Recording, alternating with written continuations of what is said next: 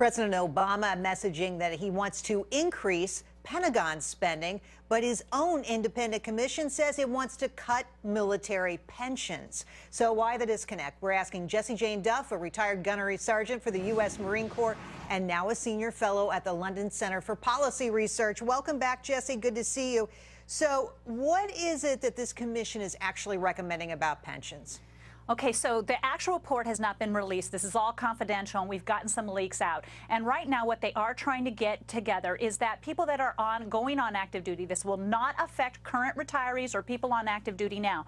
But what they want to do is create a system where people who go on active duty to 4, 10, 15 years actually have retirement opportunity with something like a 401k investment plan. Because as it is now, it's an all or nothing venture, and only 17% of our military, the majority of which are officers, hit that 20-year mark. You've got to do 20 years to see that retirement. And mind you, a lot of people have to get out at 4 years, 8 years, 10 years, whatever it may be, and they don't have much to show for it. So they have no savings for retirement, and at the end of the day, you've got to wonder what the U.S. of A. is doing to help them, right? Well, they do have some type of thrift savings right now, but what this will allow them to have is a little bit better opportunity so that people can navigate their future and their careers a little bit better. The commission did survey active duty, but so they did not go willy-nilly on this. Now, I'm not going to endorse this because I have not come out and seen it, but we have to recognize we got to reform the retirement system because right now, the personnel costs alone on the back of DOD are cost taxpayers over a third. The third of the DOD budget right now is going to personnel costs, and we have to make this more effective and efficient. You know, we talk about 401ks in the private sector all the time, right? It's what most of us have.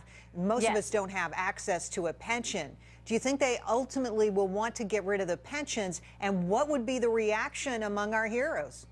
Okay, so they will not be able to get rid of the retirement completely simply because you need the best and the brightest to stay on for that 20 or 30-year mark. You've got great officers you don't want to see getting out. You've got great enlisted you don't want to see getting out. And there has to be some incentive for them to stay in. However, they have to overhaul this system because right now, DOD is collapsing under its own muck. I do think they need to go in and audit the Defense Department, however, and get in there and start seeing where there's other forms of waste. I've heard talk of even having cuts within the civilian workforce within DOD, because right now we have every aspect of our civilian world has had to revamp their retirement for the very same reason. So to not expect the Pentagon to do it would probably be an unfair calculation by people who are sitting back going, why are they doing this?